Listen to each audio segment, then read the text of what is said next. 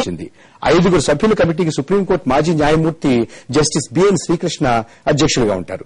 Committee విధి విధానాలు పరిశీలించాల్సినటువంటి అంశాలు, కాలపరిమితి ఇంకా ఇప్పటికీ కూడా వెల్లడి కాలేదు. కమిటీలోని సభ్యులందరూ కూడా లబ్ధ ప్రతిష్ఠులైనటువంటి నిష్ణాతులు. అయితే వీరికి కేంద్ర హోంమంత్రిత్వ శాఖ అప్పచెప్పేటటువంటి కార్యభారం ఏమిటి అన్నది అందరి మేధస్సుల్ని తొలుస్తున్నటువంటి ప్రశ్న. రాజకీయ నాయకుల నుంచి కమిటీ మీద మిశ్రమ స్పందన వెల్లడవుతోంది. విధి విధానాలు, కాలపరిమితి స్పష్టంగా ప్రకటించాక మాత్రమే దీని గురించి స్పందిస్తామని తెలంగాణ రాజకీయ జేఏసీ కన్వీనర్ ప్రొఫెసర్ కోదండరాం అంటుంటే, ఇది తెలంగాణ ఏర్పాటుకు కేంద్రం వేస్తున్నటువంటి ముందడుగు అని తెలంగాణ ప్రాంత కాంగ్రెస్ నాయకులు ధీమా వ్యక్తం చేస్తున్నారు. అయితే కోస్తా, రాయలసీమ తెలుగుదేశం నాయకులు కమిటీ ఏర్పాటు చేయడాన్నే తప్పుపడుతున్నారు. తెలంగాణ ఇవ్వడానికి కమిటీ అయితే పర్వాలేదు కానీ తెలంగాణ ఇవ్వాలా లేదా అనే విషయాన్ని పరిశీలించడానికైతే మాత్రం ఆ కమిటీని ఆమోదించమని మరికొన్ని సంఘాలు గొంతు కలుపుతున్నాయి. తెలుగు ప్రజలను బలహీనపరిచి పరిశ్రమలను, నిధులను తరలించుకుపోవడానికి చిదంబరం కుట్రలో భాగమే ఈ కమిటీ అని తెలుగుదేశం, కోస్తా, సీమ నాయకులు కొందరు ఆరోపిస్తున్నారు. గమనించాల్సినటువంటి విషయం ఏంటంటే, కమిటీని నియమిస్తూ వెలువడిన ప్రకటనలో తెలంగాణ అన్న పదం కనపడకపోయినా అది తెలంగాణ గురించి అన్నది విస్పష్టం. Pursuant to the statements made on December 9th, 2009 and December 23rd, 2009 and the meeting with the 8 recognized political parties of Andhra Pradesh on January 5th, 2010, Government of India has constituted the following committee. అయితే ఇది ఏం చేయాలి అనే విషయంలో స్థూలమైన అయితే క్లుప్తమైనటువంటి ప్రస్తావన మాత్రమే ఈ ప్రకటనలో ఉంది. To hold wide-ranging consultations with all sections of the people and all political parties and groups in Andhra Pradesh.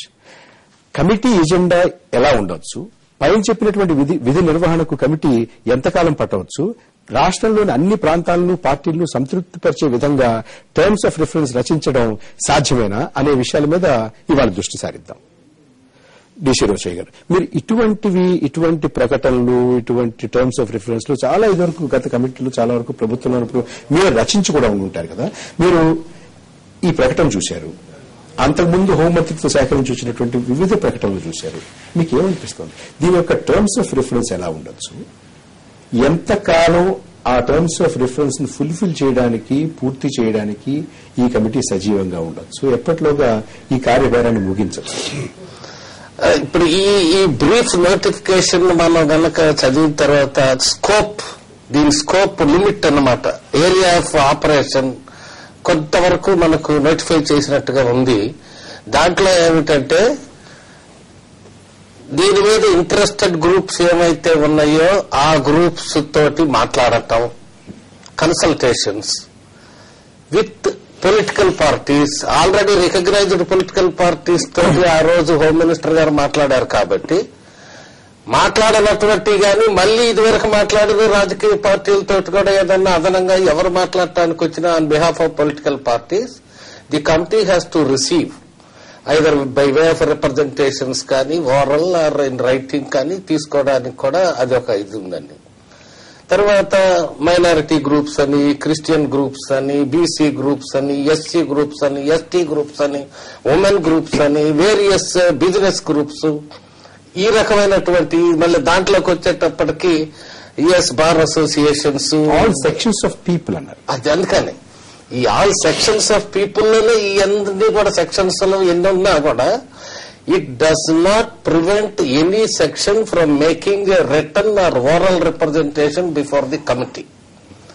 అయితే దీంట్లో ఇక్కడ ఏమిటంటే కేవలం తెలంగాణ మీదనే అనేది కూడా కాదు. దీంట్లో ఎట్లా జరుగుతుందంటే, తెలంగాణ మీద ఇన్ పర్స్యూన్స్ ఆఫ్ 9th December అన్నారు కాబట్టి 9th, 23rd అవన్నీ దాని తర్వాత వచ్చినాయి కాబట్టి ఇన్ పర్సన్స్ ఆఫ్ 9th మొదలైంది కాబట్టి, ఎప్పుడూ కూడా తెలంగాణ సమస్య వచ్చిన తర్వాత వద్దనే గ్రూపు చెప్పాలనుకుంటుంది కొన్ని, కావాలనే గ్రూప్ చెప్పాలనుకుంటుంది కాబట్టి this committee can not stop anybody from making representations again, రాతపూర్వకంగా గానీ మన చెప్పడంగా గానీ. ఎక్కువగా I think they will base only on in writing information. Rosaiah గారు, ఈ కమిటీకి సభ్య కార్యదర్శిగా నియమితులైనటువంటి దుగ్గల్ గారు ఏమన్నారో ఆయన మాటలు మన దగ్గర ఉన్నాయి. వారితో పాటుగా ప్రొఫెసర్ కోదండరాం, జేఏసీ కన్వీనర్, ఇతర కాంగ్రెస్ నాయకులు, వారి మాటలు కూడా ఒకసారి అవి కూడా విన్న తర్వాత మనం మళ్ళీ చర్చలో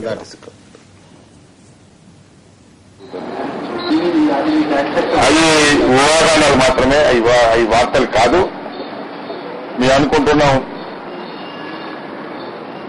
90 days అని అనుకున్నాం, అంత లోపల నేను అనుకుంటాను. ఎందుకంటే మేము మాట్లాడినప్పుడు 3-4 నెలలనే పూర్తి అవుతుందని చెప్పినారు కాబట్టి నేను అనుకుంటున్నాం 60 days or 90 days ఉంటుందని నేను భావిస్తున్నాను.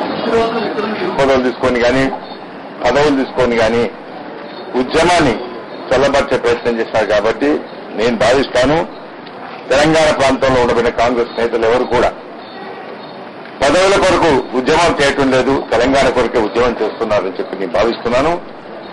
అందులో నేను గట్టిగా భావిస్తాను. అదేవిధంగా ఈ ప్రక్రియ కాల పరిమితి కానీ లేకుంటే తెలంగాణకు అనుకూలంగా లేకుంటే నేను ఇదివరలో చెప్పినట్టు అందరికన్నా నేను ముందుండి పదవిని కానీ ప్రాణత్యాగం చేసేందుకు కూడా సిద్ధంగా ఉంటాను. అందరికంటే ముందు తెలంగాణ సాధించడానికి గురించి ఏ త్యాగానికైనా కానీ నేను సిద్ధంగా ఉంటానని మీకు తెలియదు. దేని విషయంలో 3 సంవత్సరాలన్న దాని విషయంలో, కమిటీ విషయంలో కాదు, కాల పరిమితి విషయంలో చెప్తున్నాను. 3 సంవత్సరాలు అసలు టోటల్ గా ఫాల్స్ ప్రపగండా, దీంట్లో వాస్తవం లేదు.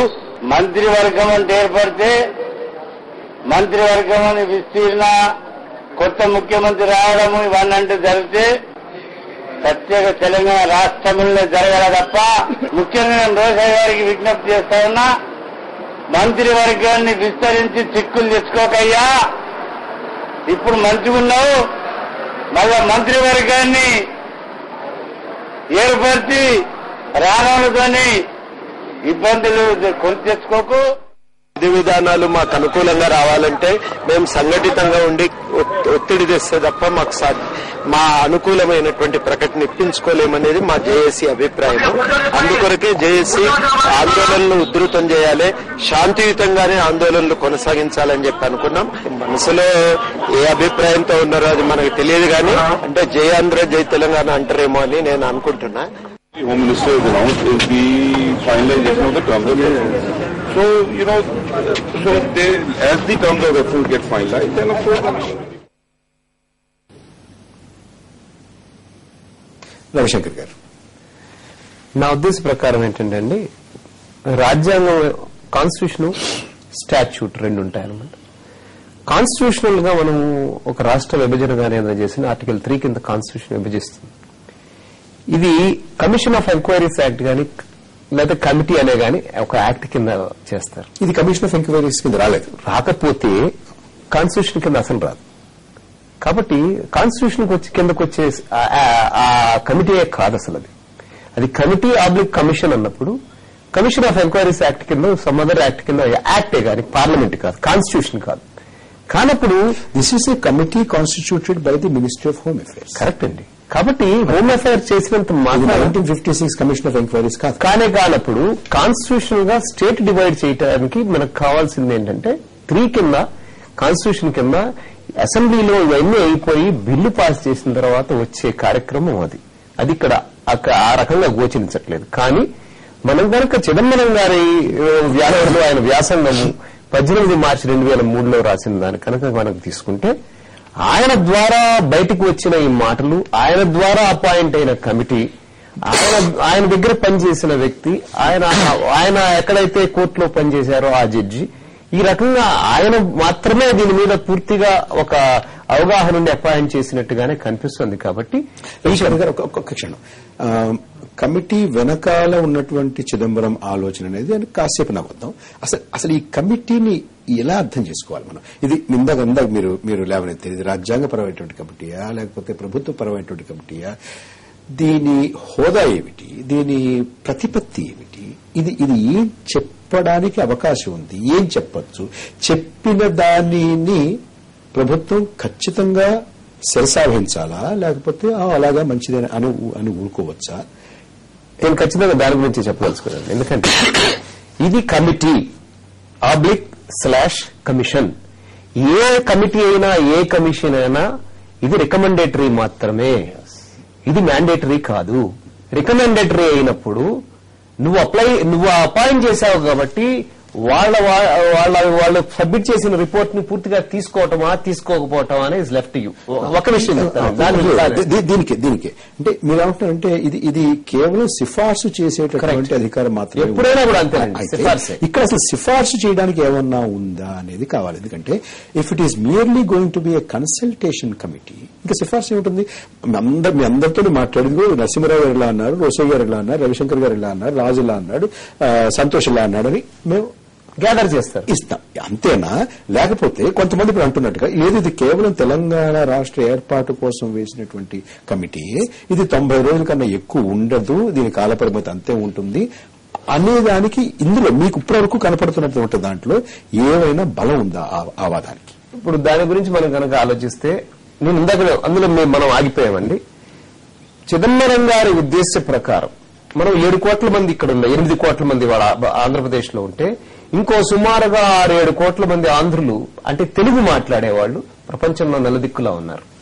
ఇటువంటి బలమైన ఒక భాష మాట్లాడే తెలుగు వారందరినీ పక్క రాష్ట్రాల వాడు కావాలని దీన్ని కట్ చేసి దీనికి డెవలప్మెంట్ ఆపుకోవాలనే ప్రయత్నం చేస్తున్న ఒక పన్నం ఖచ్చితంగా కనిపిస్తుంది. ఎవరైనా మన ఇంటర్నేషనల్ ఎయిర్పోర్ట్ దిగి ఆ రింగ్ రోడ్డు గానీ ఆ రోడ్లలో ఒక్కసారి ట్రావెల్ చేస్తే కారులో ఈ ఆంధ్రప్రదేశ్ డెవలప్మెంట్ గురించి ఇది ఎట్లా డెవలప్ అవుతుందనే జలసీ అనేది ఖచ్చితంగా మన రాష్ట్రంలో తెలిసిపోతుందండి ఎవరొచ్చినా కూడా. ఆ రకమైన జలసీలో దీన్ని ఖచ్చితంగా ఈ రాష్ట్రాన్ని డివైడ్ చేస్తే సౌత్ లో బలమైన 42 మంది ఎంపీలు ఉన్న ఒక రాష్ట్రం మాత్రమే ఇది. దీన్ని మిగతా వాళ్ళందరూ చిన్న చిన్న రాష్ట్రాలు ఉన్నాయి. ఈ రాష్ట్రాన్ని కనుక డివైడ్ చేస్తే అల్టిమేట్ గా బెనిఫిట్ అనేది పక్క రాష్ట్రాల్లో ఉన్న వాళ్ళకి మాత్రమే వెళ్తుంది. కాబట్టి అందుకే ఇందాక దీని వెనకాల నుండి ఆలోచన అంటే కాసేపు నాకు వద్దా ఈ కమిటీ గురించి. నరసింహరావు గారు మీకేమనిపిస్తుంది? ఈ కమిటీ మ్యాండేట్ ఏ ఉండబోతుంది? అంటే కార్యభారం ఏ ఉండబోతోంది? కార్య పద్ధతి ఏ ఉండబోతోంది? What is going to be it's methodology? కాల పరిమితి ఏ ఉండబోతోంది?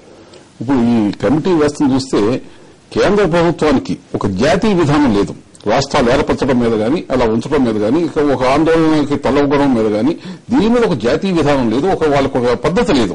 పద్ధతి లేక వాళ్ళు ఒక తప్పు చేసి దాన్ని సరిపెట్టుకుంటానికి చేసినట్టు కనపడతాయని తప్ప ముందుగా వాళ్ళు జాతీయ విధానాలు రూపొందించుకోవాలి. వాళ్ళు కమిటీ ఇస్తారు. ఏ ప్రాతిపదిక మీద వాళ్ళు విచారిస్తారు? ఏం కావాలి విచారిస్తారు? అదే ఇప్పుడు ఒక చిన్న విషయం, వీళ్ళు కమిటీకి జ్యుడిషియల్ అధికారం లేవు. జ్యుడిషియల్ అధికారం లేకపోవడం ప్రభుత్వం నుంచి ఫైల్స్ పిలిపించుకుని చేశారా అని అడిగే శక్తి కూడా వీళ్ళకి ఉండదు. ఇది జ్యుడిషియల్ కమిటీ కాదు. జ్యుడిషియల్ కమిటీ కాదు, ఒక హోంశాఖ వేసిన కమిటీ తప్ప జ్యుడిషియల్ కమిటీ కాదు.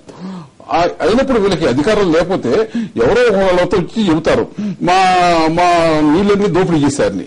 అంటే వీళ్ళు అదే రాస్తారు, వీళ్ళని దోపిడీ చేశారు అని వాళ్ళు చెబుతున్నారు.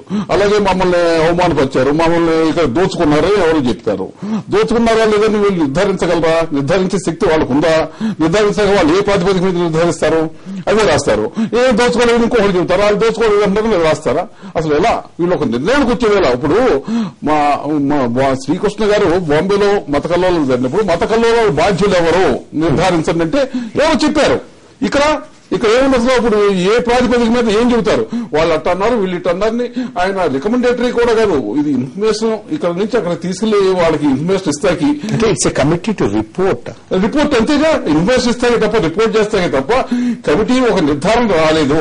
పలానా వాళ్ళు మమ్మల్ని దోపిడీ చేశారు, ఆంధ్ర వాళ్ళు మమ్మల్ని దోపిడీ చేశారని వీళ్ళు చెబుతుంటే దోపిడీ చేశారో లేదా, జలాలు దోచుకున్నారని చెబితే జలాలు దోచుకున్నారో లేదా అని నిర్ధారించే అవకాశం వాళ్ళకు ఉందా? ఆ పైగా వీళ్ళు జనాలందరూ కలవమన్నారు. ప్రజలందరూ కలిస్తే ప్రజలు నీళ్లు దోపిడీ చేశారు కొంతమంది చెబుతారు, మిగతా ప్రజలను దోపిడీ చేయలేదు మా తర్వాత చెబుతారు. చెబుతాప్పుడు అసలు ఏం జరగాలి? ఇది చాలా అయోమయంగా కేంద్ర ప్రభుత్వం యొక్క అయోమయానికి అర్థం పట్టేదిగా ఉంది ఈ కమిటీ. అంటే నరసింహరావు గారు మీరు అనేది ఇది ఏ విషయాన్ని కూడా ఒక నిష్కర్షగా ఒక కొలిక్కి తెచ్చి ఏదో ఒక నిర్ణయం చెప్పే కమిటీగా మీకు కనపట్లేదంటారు. ఏ ప్రాతిపదిక నిర్ణయం చెప్తారు? ఏ ప్రాతిపదిక? వాళ్ళకి ఏమైనా ప్రాతిపదిక ఉందా? వాళ్ళు అసలు నిర్ధారించగలరా? అందరూ చాలా పెద్ద నేను దాంట్లో 2 ఎగ్జాంపుల్స్ చెప్తానండి. ఇప్పుడు నరసింహారావు గారు చెప్పిన దాంట్లోనే చిన్న ఎక్స్టెన్షన్. ఇదే శ్రీకృష్ణ గారిని ముంబై మత కల్లోలాల్లో 92-93లో వేస్తే ఆ శివసేన మొత్తానికి దీనికి రెస్పాన్సిబుల్ వాళ్లే, అందరూ వైలెన్స్ చేశారని ఆయన రిపోర్ట్ ఇచ్చారు. దాన్ని పక్కన పడేసారు, ఏం ఫాలో చేయలే. 2 అంటే అది ఇందాక చెప్పిన non judicial, not a judicial committee. 2 supreme court Madras హైకోర్టులో జరిగిన తలకాయల బాల కొట్టుకుని పోలీసులు, అడ్వకేట్లు, జడ్జిలు కూడా కొట్టారు. ఆ కమిటీ వేస్తే సుప్రీంకోర్టు జ్యుడిషియల్ గా వాళ్ళ అంతర్గతంగా వేసుకున్న దాంట్లో దాన్ని ఈయన ఇచ్చిన రిపోర్ట్ ని ఫాలో చేసింది సుప్రీంకోర్టు. ఫాలో చేసి దాని మీద యాక్షన్ తీసుకుంది అక్కడ. కాబట్టి ఇక్కడ ఏ బేసిస్, దీంట్లో బేసిసే లేదు అసలు.